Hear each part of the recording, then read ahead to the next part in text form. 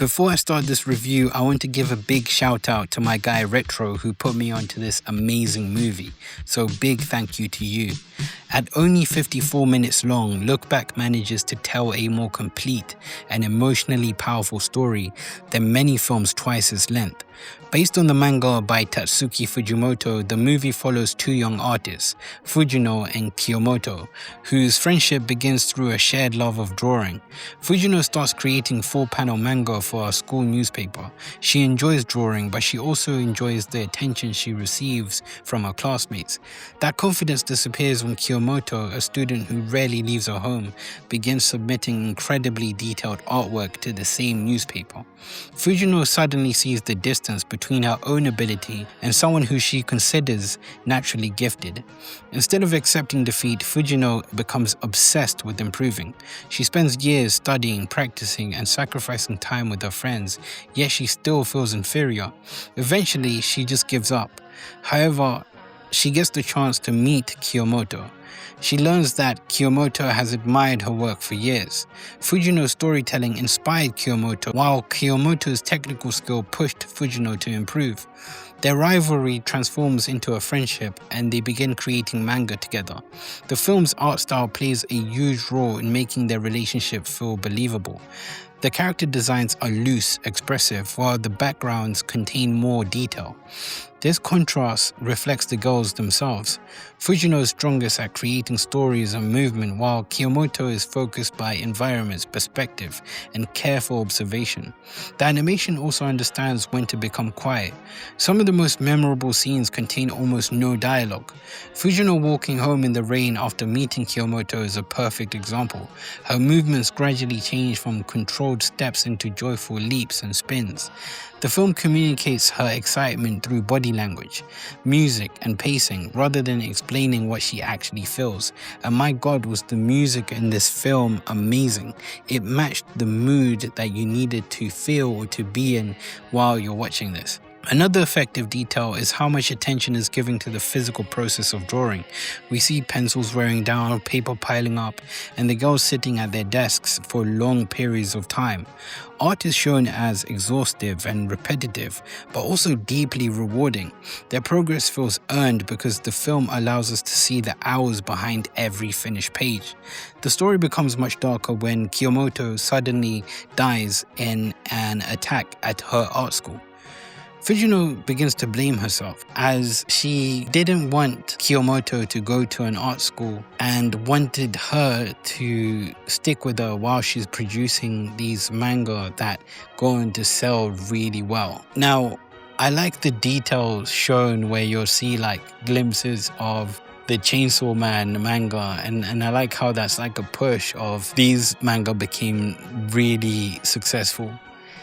And I'll explain this later, but for me it became a story of, is Tatsuki trying to tell us something about what it was like for him growing up as a mangaka and trying to make it? Did he have this sort of friendship? Or is he talking about a journey within himself that he went through? As Fujino begins blaming herself, she believes that if she never let Kyomoto leave her, Kyomoto might still be alive. The film briefly imagines another version of this event where the two never became partners. This section for me represents Fujino's grief and her desperate desire to rewrite something that cannot be changed. For me, the deeper meaning of Look Back is connected to the uncertainty of creating. An artist can spend years working without knowing whether their work has value. They may compare themselves to others, hate their own ability, or question whether the sacrifices are worthwhile. Fujino experiences all of these feelings. Kyomoto provides an answer without directly stating one. Fujino's drawings mattered because they reached another person and changed the direction of her life, even if it was just one person. I think Fujimoto made this story to examine his own relationship with art. Fujino and Kyomoto can be interpreted as two sides of the same creator. Even their names support this idea for me. Combining Fuji from Fujino with Moto from Kyomoto forms Fujimoto, suggesting that these two characters together represent different parts of Tatsuki Fujimoto himself. Rather than portraying a single version of himself, he appears to split his personality between them. Fujino represents ambition, storytelling, and the desire for recognition. Kyomoto represents technical skill, isolation, and the private happiness of drawing. Together they form a fuller image of an artist who creates because of competition, inspiration, friendship, and also personal need. The title also carries several meanings. Fujino looks back at her childhood, her mistakes, and the person who shaped her career. She also spends years looking at Kyomoto's back while they work together, just as Kyomoto once followed Fujino's example. Art becomes a chain of inspiration, with one person encouraging another to continue. Look Back is a beautiful film because it never gives a simple explanation for why people create. Instead, it shows how art can connect two lonely people, preserve memories, and give someone the strength to move forward after loss. Its short runtime, expressive animation, and emotional honesty make it one of the most moving films about creativity, friendship, and grief. The ending to me was sort of bittersweet because it was like Fujino had to accept that Kyomoto was no longer with her. And with that comes just the natural evolution of life. People eventually have to move on no matter what. So although she meant a lot to her, she was back at her desk trying to, I guess, draw or make the new manga from my interpretation of it. And she was there for a long time, like she had always been, creating until it gets dark, and then she leaves her apartment or her office, which was pretty sad for me because just before she saw the incident on the news about Kyomoto possibly being involved in this horrific incident, she stopped what she's doing so she could hear if Kyomoto's still alive. And then at the end she goes back to what she knows or does best. And for me, I start to think, is this something that Tatsuki Fujimoto, I guess, again, I have never researched this, so I wouldn't know, but is this something that he had experienced? Well, I guess a certain part of it, not exactly the story that we're seeing, but has he experienced this? Did he experience this as he's trying to be a really great mangaka?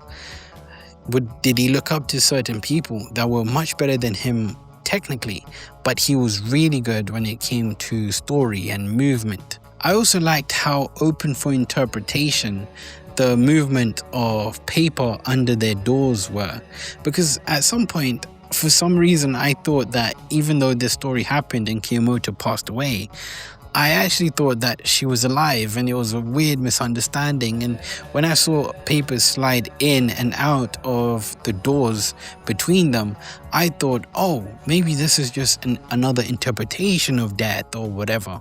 When I also saw Fujino rescue Kyomoto in this case, I could feel the kind of anger and desperation that she had to retell this story so she can live with it or she can be okay with it.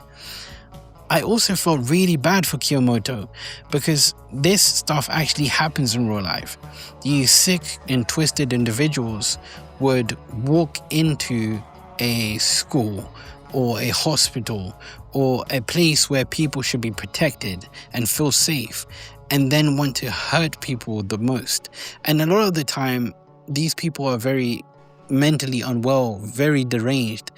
And as he was swinging his axe at Kyomoto, he was talking about how he thought some of his work was stolen, when it might have been a great misunderstanding, and all of this could have been avoided. So that real life element was really scary. I felt really sorry for Kyomoto in this situation because I was thinking, Fujino said before that, what will you do at art school? You're still very scared. You still don't know how to talk to even cashiers, or you still don't know how to do this by yourself. And I sided with Kyomoto because I don't think that just because she doesn't know how to do those things doesn't mean she can't learn and progress. And Kyomoto actually said herself, I do want to learn, I do want to get better, I do want to progress. And in this situation, because she was constantly inside her house, would she have known to avoid these people and run away almost instantly? Instead, she had this kind of innocence and naivety about her that made it even easier for the killer to attack her, because she probably thought the best of people, or she probably thought that people wouldn't do that to her. Again, so many things were just going through my mind while going through this sequence of events.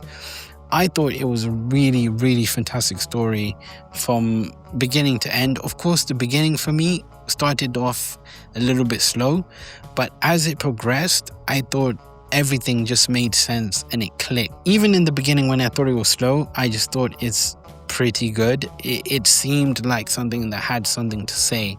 And my God, am I happy that I ended up finishing it. So yeah, I think it was a great film. I would give this an 8.9 out of 10. Probably check this out if you're interested in stuff about, manga, drawing manga, success, friendship, stuff like that. I think it's really, really cool. I also like the whole holding hand scene. I think Fujimoto is really good at that, and I think he really likes that. After seeing stuff like Chainsaw Man Reze arc, I see the kind of Denji and Reze scene where they're walking through or they're running through this sort of crowded place when one person's in front and they're holding their hand behind them. I thought that was really cool. Of course, Chainsaw Man Reze arc was to the next level because of the effects and the music. Everything was just done so well. Yeah, I have to give credit where credit's due to the directors, animators, the sound design, etc. Yes, of course, Tatsuki Fujimoto is the baseline of this whole story, but everyone else involved in this process would do an amazing thing. Just like Look Back, they did an amazing justice to the story here. I hope you liked this video. If you did, please like this video so we could probably do more. Comment what you thought of Look Back if you've seen it, if you probably want to see it. If you're a fan of Tatsuki Fujimoto, what is your favorite work from Tatsuki? Because I'll be going through other stuff of his work, and I'll be making reviews of it, putting it here on this channel. I hope you enjoyed this video, guys. Thank you so much. I'll see you on the next one. Bye.